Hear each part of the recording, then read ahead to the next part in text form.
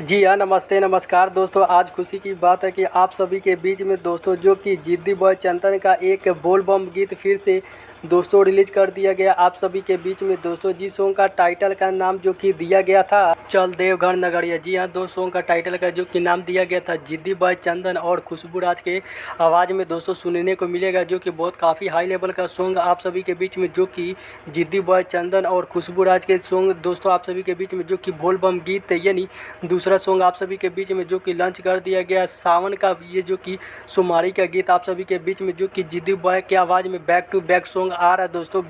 आप सभी को बता दें, जितने मेरे भाई कुशवाहा जी के गाने सुनते हैं तो आप सभी इस वीडियो को इतना शेयर करें ताकि आप सभी को पता चले, जो कि कुशवाहा मैटर पर फिर से बवाल और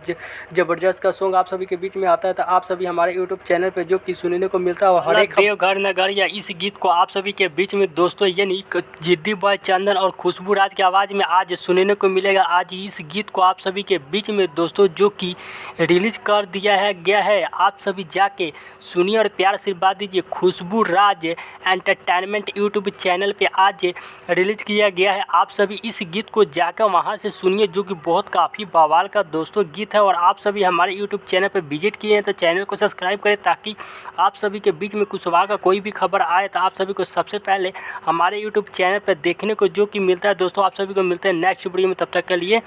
जय हो कोयरान समाज।